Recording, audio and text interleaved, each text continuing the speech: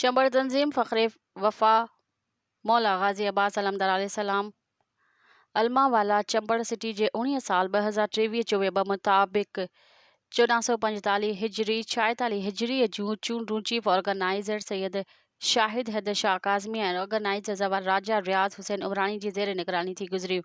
19 साल लाइ उहिदेदार चूंडिया विया। सदर ज़वार मुमताज़ अली रिस्तमानी, सीनियर नायब सदर ज़वार सावल खान लंजवानी, जूनियर नायब सदर रियाज हुसैन दिशक, जनरल सेक्रेटरी ज़वार बशीर अहमद मेमण, चेयरमैन नोहा कारोबारी कमेटी ज़वार सैयद ग़ुलाम शबी शाह काज़मी, 19 सालनि जे लाइ चूंडियल member working committee Syed Sabir Ali Shah Kazmi, ज़वार नियाज़ मोहम्मद ख़ासकली, इमरान अली रिंद, अज़मत अली सिद्दीकी ऐं ॿिया चूंडिया विया। इन मौक़े ते हुननि जो चवणु हो त शुक्र अल्हम्दुलिल्लाह तंज़ीम 18 साल जो सफ़र मौला जे करम नवाज़ी सां पूरो करे 19 साल में दाख़िल थी चुकी आहे। मज़ीद ख़बरनि ऐं तफ़सीलात लाइ विज़िट कयो असांजी वेबसाइट www.awamiNewsHD.com ऐं ॾिसंदा रहो अवामी न्यूज़ HD।